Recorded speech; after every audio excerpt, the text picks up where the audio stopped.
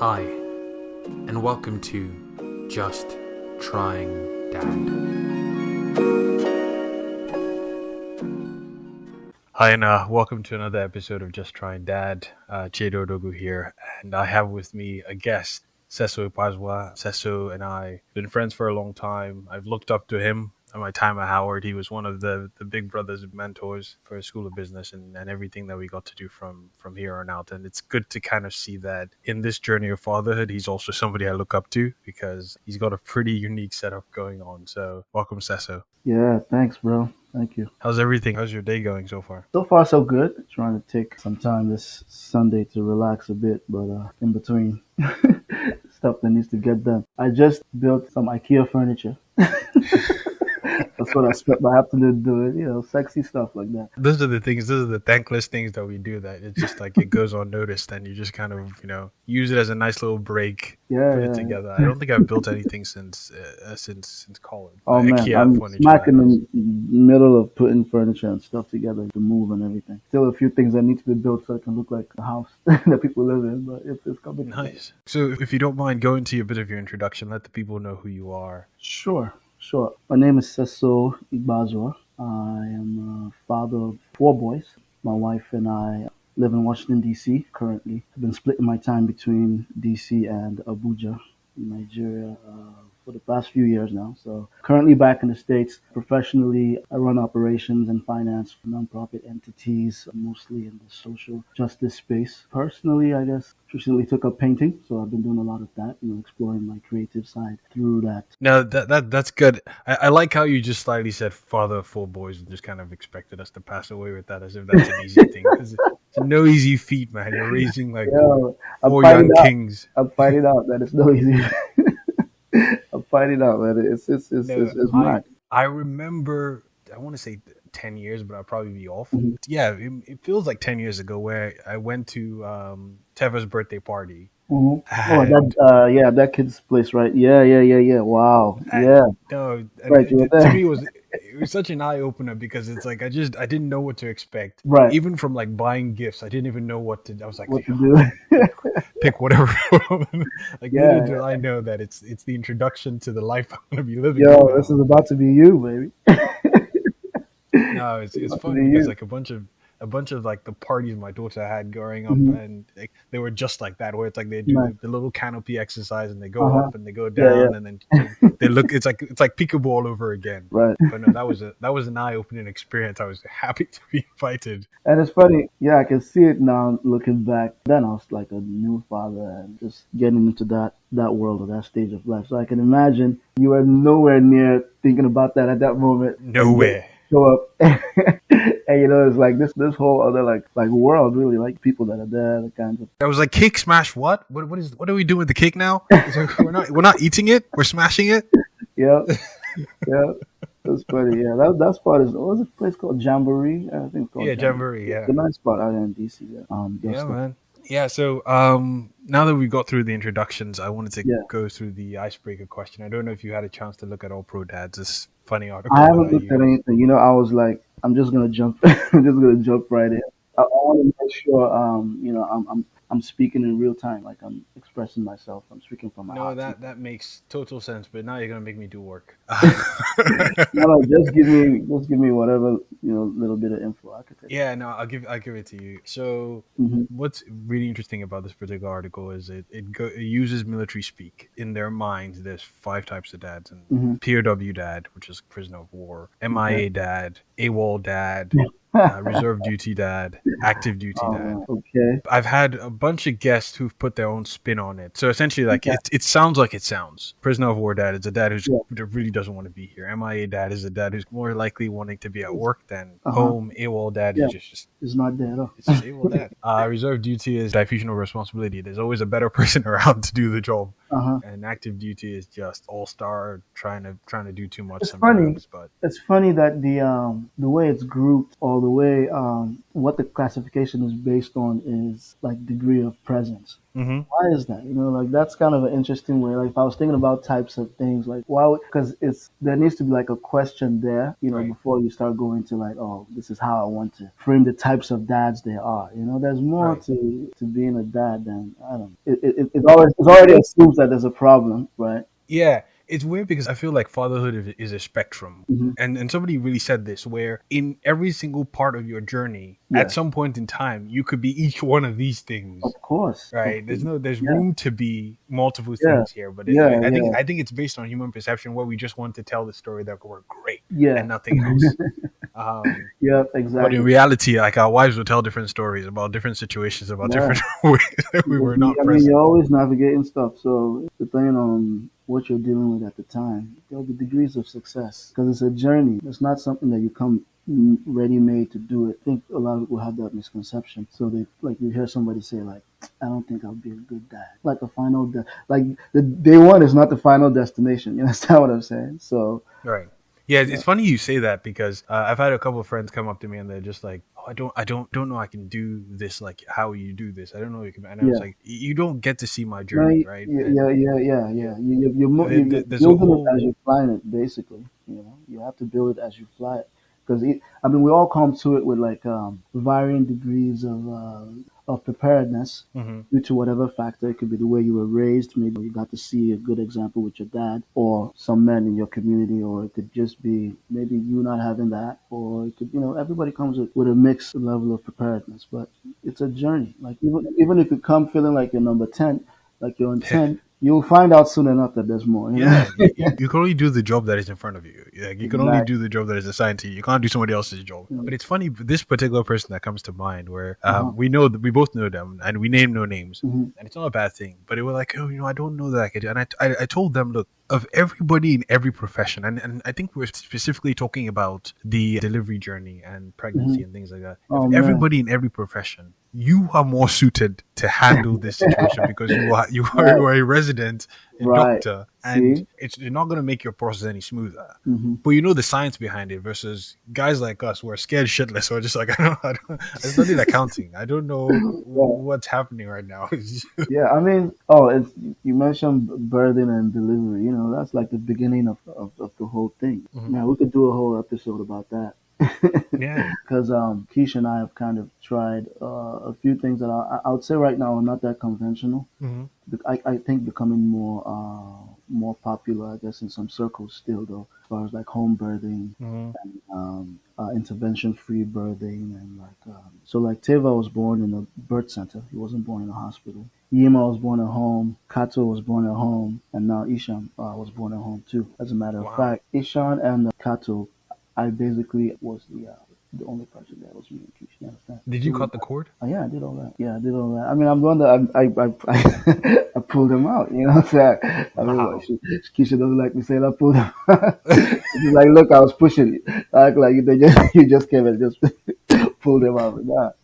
But yeah, we did that, and that was a journey. You can actually see the progression from a birth center to home. It's not like we just jump right into like, hmm yo. Yeah, I think it has really helped in the sense that I mean, if this is something that people want or somebody wants, it sets a good start to everything. hmm Being able to go through that experience together, being able to you get some empowerment from that Right. in terms of knowing what you're capable of, in terms of reconnecting with the natural essence of who you are. This is something that you can do. This is something that, even in the raw, you would be doing it if you were out there in, Right. in the wilderness or such.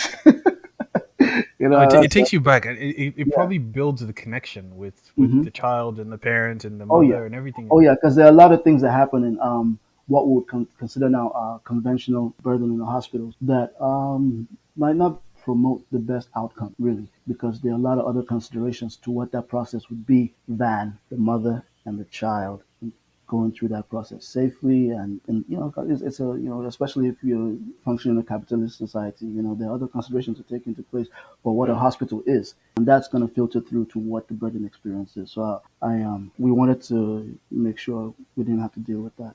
But it's not something that's easy for everybody to do though, because it depends on how you even started. Like you have to be you have to, for a woman, basically, if you're not having like any complications already, Hmm.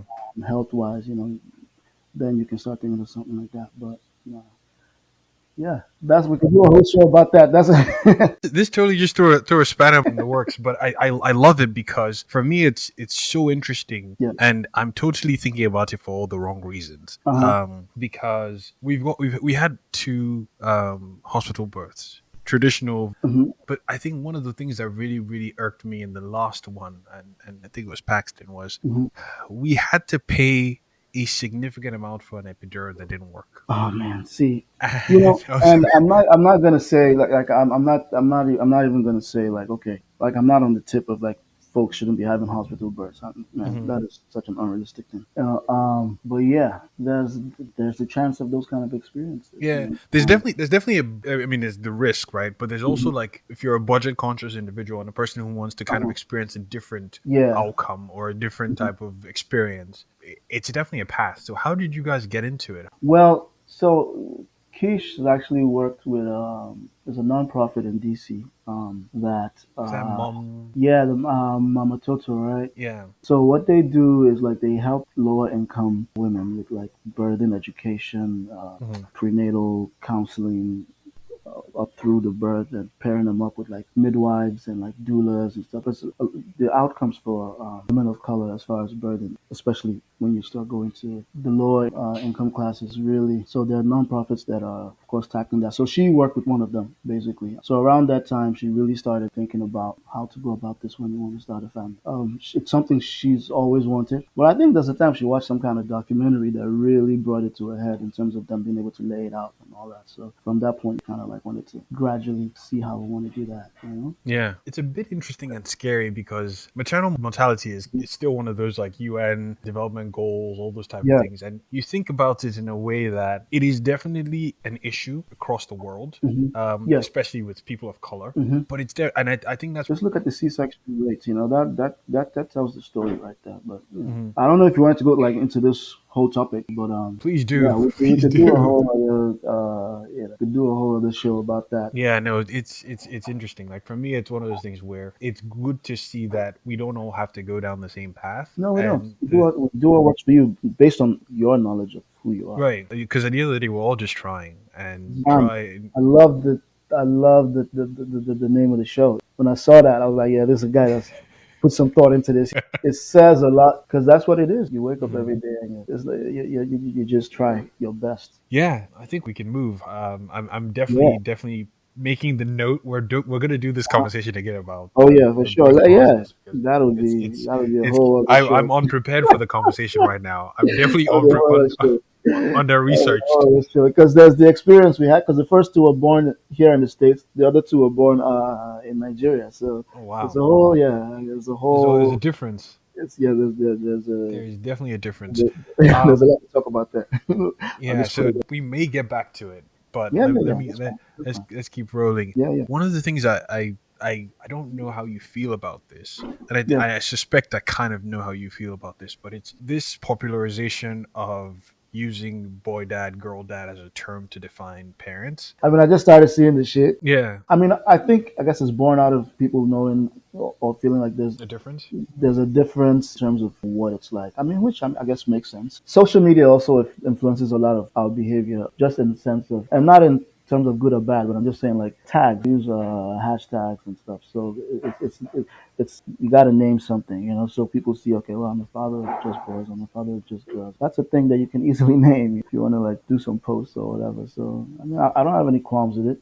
I don't have any qualms with it. I mean, I never planned on being a father of just boys. I really thought I was gonna have a girl, and I guess it's not in the cards.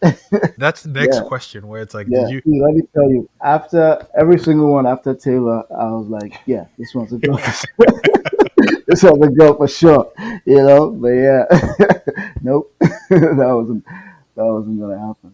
So it was definitely and what did Keisha want as well? Was she kind of looking Oh for? man, come on, man! If you know Keisha well enough, you know she could not wait to have a girl at some point. Yeah, so she could like dress up and all that good stuff. A little princess she could take care of. I wish you could have it, but I tried my best. Tried my best, But nobody can say I didn't try.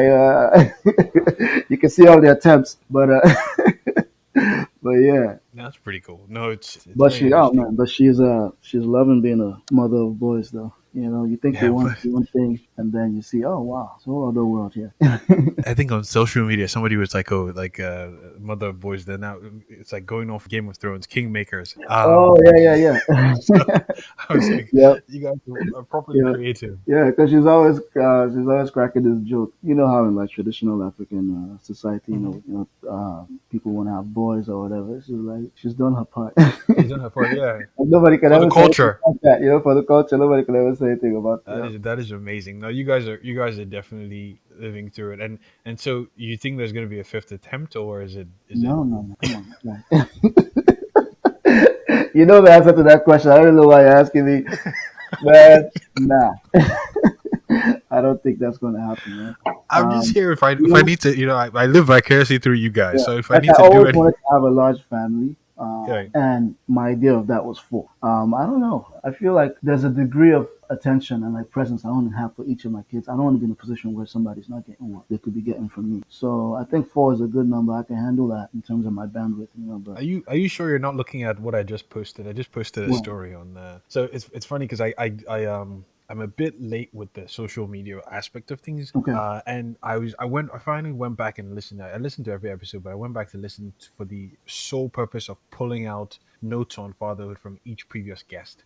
Yeah. And one of my cousins, who was on episode 2, literally said that traditionally and slash culturally, children are seen as financial benefits. With the level of involvement I want to have with my children, I can't Mhm. imagine having more than 2. If Oh. you lose all of you in parenting, what exactly is left? And I was like, that's spot on. Yeah. Yeah. I mean, because it depends on the person though, Hmm. and what they want. I guess what they want out of life. I think it's a good thing to kind of think of it from a resource standpoint. Like, All right. child is going to need attention. They're going to need guidance. They're going to need your financial support just to grow from a child to a full-grown adult that's ready to handle the world, however it shows up. You got if you know yourself. You Right. know what you can handle. Like, are you the kind of person that can have 7 kids and give them everything they need, consistently, depending on what the other demands are on your time or other responsibilities you might have, especially with work today, the way it is. Yeah, it's definitely something to think about. There's a quality of life you want to provide for your kids. You know what you need to, what you can handle, what your limits are. I know that most people are probably going to get to see this when the Hmm. episode art comes in. So if you could Okay. send me a picture with the family and the boys. Oh yeah, But yeah. when you had your first 2 boys, I was like, Mhm. this is plug and play. Like you just had brother twins here. Yeah. And so is it something where you see a lot of similarities or difference in them? I know we talked about the delivery process being very different, but Hmm. like Yeah. across the 4. Oh, they're so different. They're so Yeah. different. They look so Teva and Kato, man. Like at a certain stage of their growth, you saw a picture of them side by side, you won't be able to tell the difference. Right. And then Yima and Ishan, I think, look alike a lot as well. So it's almost like There's 2 sets of twins. the two sets, kind of one after the other kind of thing. They're very different. Teva is very quiet in comparison to Yima. Yima is like. Yeah, Yuma's a troublemaker. He Yuma, looks it. he belongs on the stage somewhere. Yeah. But it's that Teva is more like somebody that belongs in the lab somewhere. Right. Bam is kind of like a mix of both. Kato is like a mix of both of them. But I'm gradually starting to see like his own unique flavor, I guess. Hmm. And Ishan is a baby, but even as a baby, he's very much like who he looks like.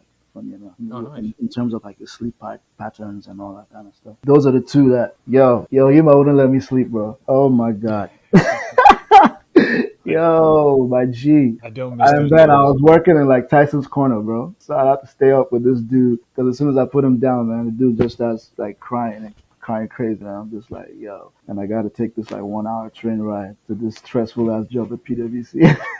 Yeah, no. Yo, But yeah. Like both my kids were also born in DC, so it's like Yep. I know the feeling where it's like, and I had for some odd reason I had like 7 a.m. schedules Yeah. because I was trying to be back by 4 o'clock, beat hmm DC traffic, Yeah. and then get home and spend time with them because hmm otherwise you're like coming back at 8 p.m. There's no Yeah. story about that. Yeah. And this was, I don't know if you recall, at the time the metro was like really jacked up, man. Like it Yeah, was wild. It was that time. yeah. I It think was they were that. still construct. They were doing some construction on like Yeah. to expand it to go to Dulles at the Uh huh. time. Yeah. Yeah. Yeah. So yeah, no. I after that, I think I stopped taking metro, and I was like, look, I'm gonna go buy a car. And then that was even worse because like if you don't leave on time, Yeah. Beltway is just a Yeah. parking lot. So Exactly. yeah, Exactly. that's pretty cool. I One of the things and why I asked that question about difference is hmm because people tend to kind of have this ideology on how you raise boys and the Okay. things you show them, and like Uh huh. you alluded to it in the beginning where like we are the examples we grew up with. We kind of Yeah. imbibe that, we understand that, and we try and pass Right. that on. hmm But in society today, there's this large amount of, oh, boys have to be treated this way, they have to be raised to be this way, they have to be. So do you Um. find yourself playing into that, or you just go with the flow, or you have your set program that you go with to kind of make sure they turn out right? So I guess I don't know what would be like a guiding philosophy of like how I'm raising my kid. I don't know that there's something like articulated somewhere that I can say, okay, this is it. Because there's like levels to it, right? There's like as far as like raising your child. Okay, I'm trying to raise you into, a man or whatever. But there's also like the child as far as who they are, their own unique way that they present themselves, right? So there's that as well. So you're trying to raise them based on who they are and also balance raising them based on what they're going to need to do in society. So you have to strike that balance. But I mean, what does it really come down to? It's values. It really comes down to values, and I think that Exactly. a lot of that transcends roles, so to speak, in terms of traditional roles of what a man is or what a woman is or all of that. We have that, but as a parent, a lot of what you're thinking about is stuff that's internal, like who they are as people. I don't know. I wouldn't say because I mean, what would we say if we're trying to say what people consider how you should raise a boy? Like, give me an example. Basically playing into the current gender roles where it's like you can't be too hard on them. You have to let them. Is that for boys or for girls? For boys, it's like you don't want to push them Yeah. away. You don't want to make them feel like they're bad boys or they're naughty when they do things bad. You don't want to be Uh-huh. overly disciplinary, Mhm. but also you don't want to be too soft for them. So it's like it's almost like this. Yeah, I mean, for boys, I don't know. It's a tough one for me because there's just so many things to consider. There's just so many things to consider. Yeah, because for me, I find that there's a lot of unlearning for me. Right, hmm there's a lot of things I have to unlearn because it's like I don't know if I do this intentionally, but hmm I'm harder on my son than I am on my daughter. hmm I expect more from him, Yeah. and I'm more Well, that is, I disciplined. mean, that is how we were raised. That's how we were raised, and people look at it in terms of if that's good or if that's bad. But I don't know. It's the level of thinking that goes into just quickly saying, okay, that was the bad way to raise boys. I don't know if it's a little too complex to do it so simply because at the end of the day, the society you're raising the boy or girl into does have expectations of them. So there's going to be aspects of what you would consider what is traditionally expected that you would want to keep. And I don't think, again, it takes me back to like a lot of the things that matter really, they're internal anyway. So it's not so much, for me, it's not so much I'm trying to raise you into a boy or a man. I'm not really too keen on being too hard on that. What I want them to do is grow up and express their unique genius. That's what I want for my kids. Look at what they have to offer the world and pursue that to the max. That's what's important for me. But of course, they're going to navigate a society where they might want to have a family as well. And when that time comes, I'd like them to be equipped with how to navigate that. That's how I'm thinking about it. For me, it's weird because history has a funny way of Yeah. repeating itself. And I was recently writing in a set of hmm letters and essays I'm writing for Yeah. my kids over the pandemic. I'm literally squarely in the beginning stages where it's like my life up until before I left for hmm college. And one of the things I can remember, one of the distinct memories that I don't know that I Yeah. had, but everybody tells me is a reality and is a hmm fact, is I had a situation where in primary two, which is probably elementary school, hmm like early elementary school, if you want to compare to American systems, instead of getting all satisfactories, I got satisfactories and then one unsatisfactory. And then my teacher made the abominable sin of saying at least he's a fine boy on my report card, Wait, they wrote that? They actually right? wrote that out? Oh my dear She God. wrote that. Oh no, at least he's handsome. So my auntie teases Oh me my today, God. handsome, right? That, And that's yeah, I funny, heard it man. from my parents for the rest of my life. Like That is I got into funny. extra lessons as a That's funny, 4 year old, like learning this, learning that. Like I literally had to be ahead of my class, and even till like secondary school, the same thing had to happen, man. right? That is hilarious. So This was in Nigeria. this was in Nigeria, yeah. Like so, this history has it. And I don't know if it's happening right now, but history has a tendency to Yeah. repeat itself because my son Hmm. Paxton, I consider him. I want to say a pretty boy. Yeah. Like that's his Okay. ethos. That's how it's moving.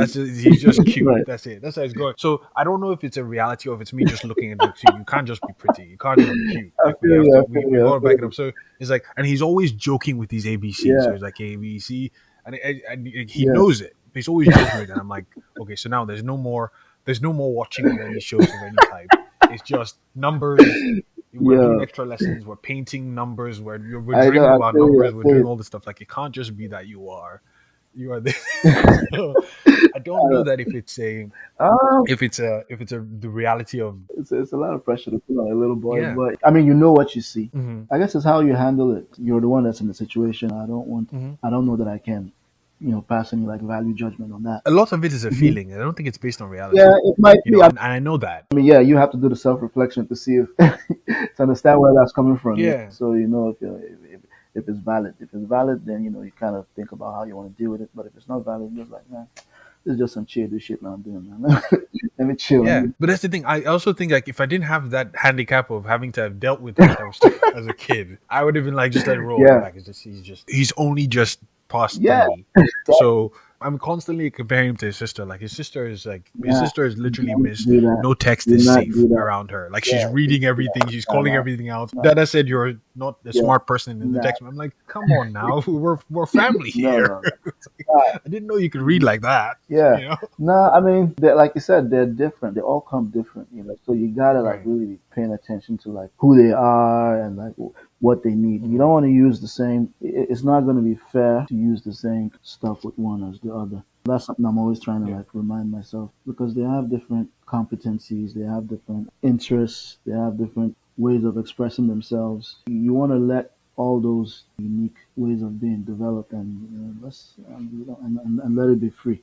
At the same time, striking the balance of helping them know limits and all Yeah. that kind of stuff. That is one thing I think a father should do is to help kids know what is expected of them in terms of responsibility. We're part of a society and it's us playing our respective roles that allows it to be what it is, to flourish. If I may ask, like, what is the brotherhood Hmm. like now in terms of the four boys? Is Teva Hmm. helping out? Is Yima helping out? Yeah, yeah. All they do, they do their thing. Let me see. How is their relationship now? They have very similar interests when it comes to like entertainment, or like the toys and the shows they watch. So they really bond over that. And they all love food. What am I talking about? Food is kind of like a major theme for them. They love like going out to eat and all that kind of stuff. So they bond over that. Like they usually watch these cooking videos. There's like this Japanese there's this Japanese cooking show that they love to watch on YouTube. Where it's like it's called Cooking Oh, with Dog. nice. You should check it out. It's pretty dope.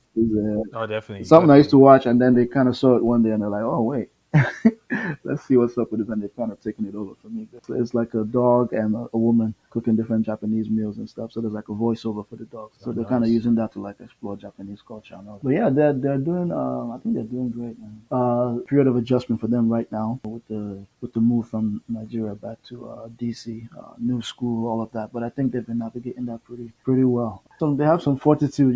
They've gone through like some shifts and changes, moving to Nigeria, moving back, moving homes and all. I think they're handling it quite well. How was that? I'm pretty sure they were getting to the point where they were in the daycare system, out of the daycare system, just getting into the public school system, and then making their friends in DC, and then just before the pandemic, pulled off to go live in Yeah, but the Abuja. thing is that, like I said, like we were talking earlier, they had been going back and forth for a bit, Mhm. a few times, getting acclimated and everything, and like spending time with my family over there and everything. So it was when we actually moved, it was not like a huge shift for them. Well, not as huge as it would have been. They had they had never been there or anything like that. So they've, from an early age, have kind of been viewing home as both places because I wanted to make sure they had that, with their mom being American and me being African.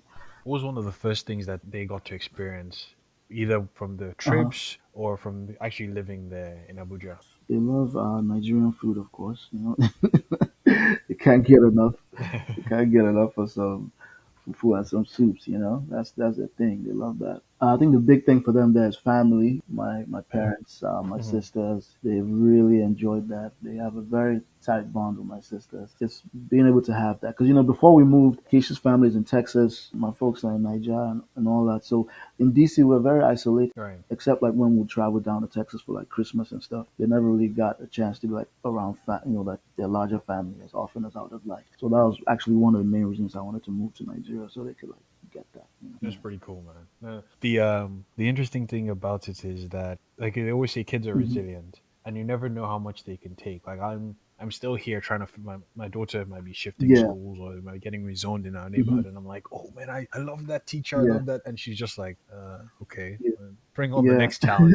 But your boys kind of took this to a whole nother level where it's like different Hmm. culture, different Yeah. climate, different, Yeah. just everything was different in general. Like, was there anything specifically that challenged them? I mean, just the regular kid stuff. Like Tava, for instance, his main thing in terms of like, oh yeah, let's go to North America so that I can go to the Lego store. It's not like, it's not, because there was a Lego store in Abuja, but it was not like the Lego store here, the Mhm. choices and everything. So I guess, and sorry, during the pandemic, that store kind of was just shut down. So anything I wanted to get for them, if it couldn't come through Amazon or one of the other shops, he just felt like, yeah, it's like anything. If we went to the States, I'm pretty sure I could get this.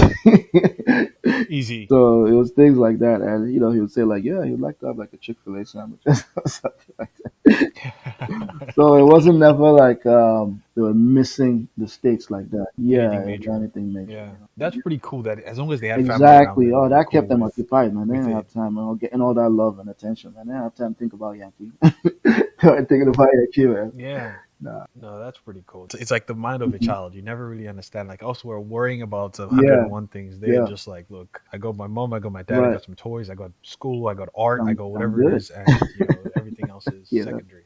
And so you touched on it, like with everything was going smoothly. They were getting to see the beautiful Yo, they city of love it. Abuja. I think we haven't done it enough Yo, justice on this Abuja is call beautiful, here, man. because every time I It's go to cool. Abuja, I'm just like, It's amazing. can I not leave? Can you guys not It's kick me out? amazing. Because this is like the roads are paved. Abuja is gorgeous. It's the plant life, bro. Like the Right. landscaping. Because I grew up in Abuja. Like, So you've seen a change. yo, fam, like the part of Abuja my family is living now, Gwarimpa. There was a time there was nothing there, man. Like, you know, Yeah. like I grew up. Because my dad worked with the FCDA, the building Mhm. of Abuja. My dad was part of that. So like I grew up Oh, nice. when there was almost nothing there to what it is today. What would you say is what's the vibe of the city in general? Like Oh, I know Lagos is kind of like Lagos the is gragra wild, man. capital of the world. It's just Lagos is wild. you know Lagos is wild. Abuja is more it's just laid wild. back. Yeah, Abuja is more laid back. Like even the types of recreation there and stuff. Like every time like friends or whatever will visit from Lagos to Abuja while I was there, they'll be struck by like all these garden restaurants. We have like a lot of garden restaurants. It's like a thing in Abuja, like because a lot of like the green areas that were reserved as green areas, people have been allowed to set up businesses there. So you have like a nice, really nice like outdoor garden space. I kind of thought that was just like available everywhere until like folks started coming from Lagos. Like it's a different Nope. vibe.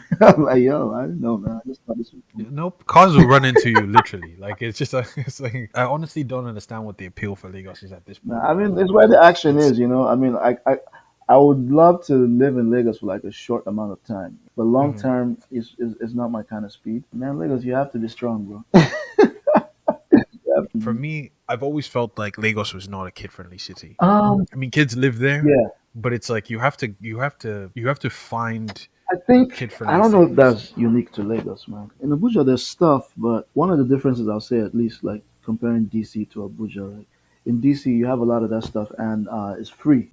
Right, right. I think that's what I mean by Mhm. kid friendly, where it's like you don't have to go pay an arm and a leg to get. I think that might be a Niger thing, man. Like Mhm. at least the the culture we have at this point, I don't know that Mm. it's very.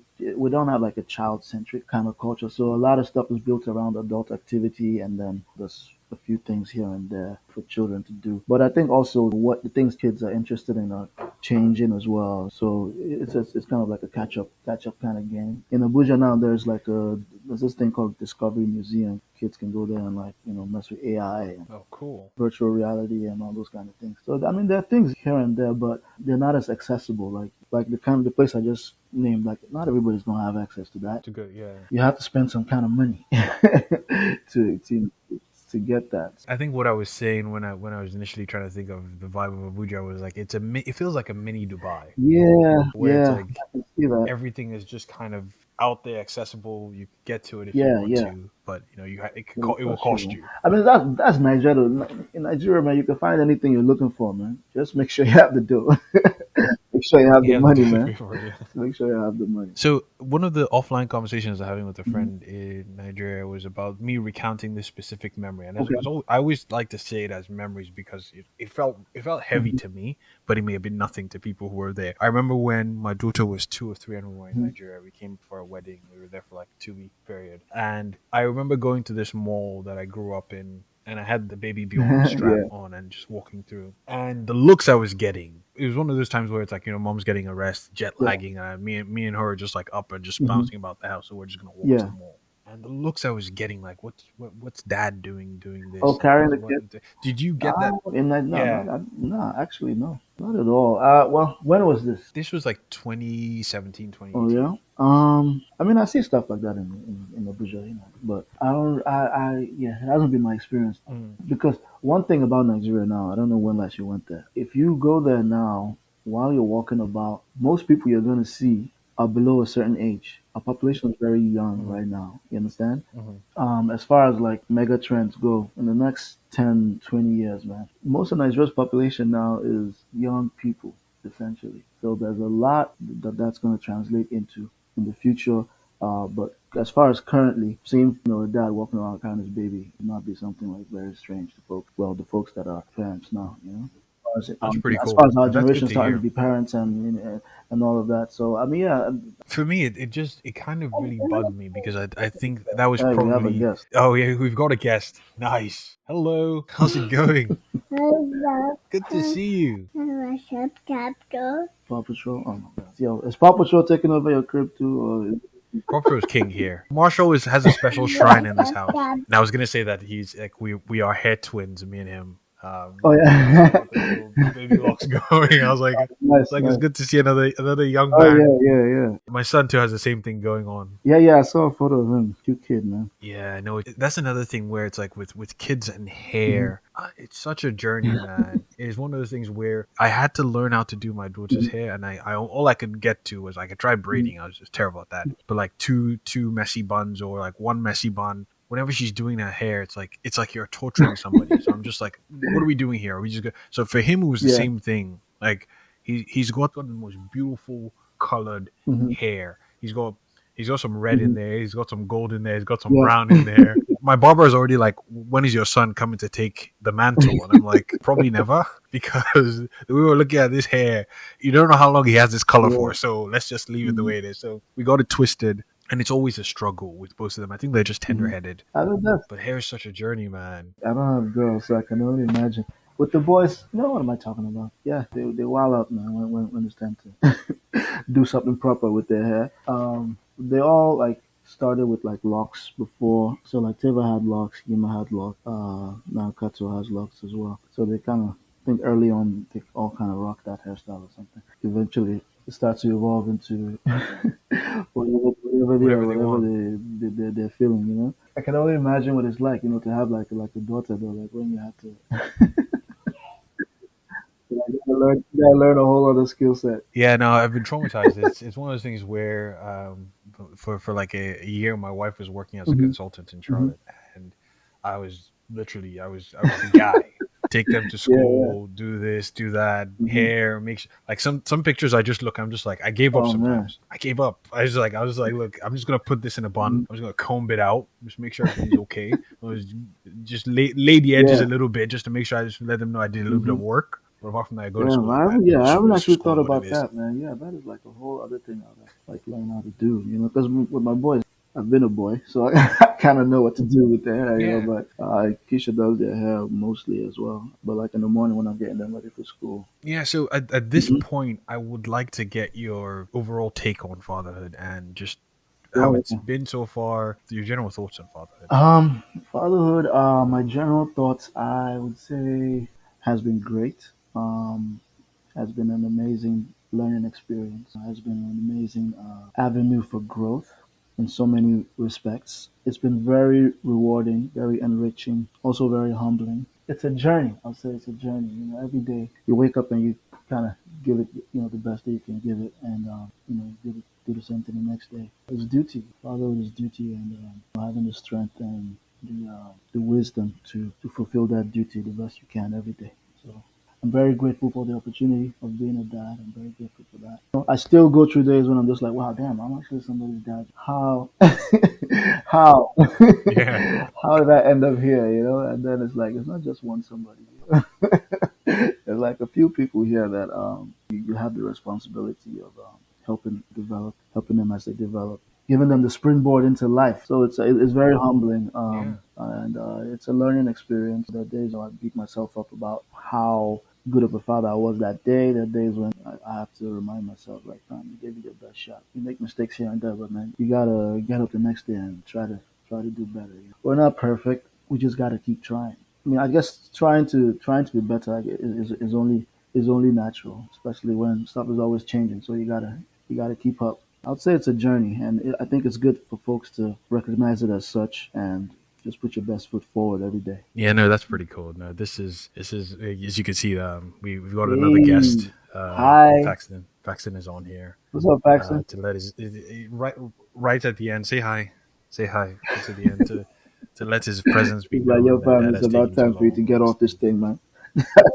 Yeah, he's like, yeah, you said 1 hour and Yep, it's exactly, been that and exactly. change. But no, Cecil, I Yo, let's appreciate do you it coming on again, the man. pod. Like Let's do it again. I'm always down. you've already given me ideas for the Let's next go. one, and I Yeah, appreciate you as same here, always. man. Same here, bro. Yeah. All right, speak soon, my brother. Thank you for listening to this episode of Just Trying Dad. Please be sure to spread the word, tell a friend, and you can find us wherever podcasts can be found on Spotify or Google Podcasts, and keep having the conversations, and we'll see you soon.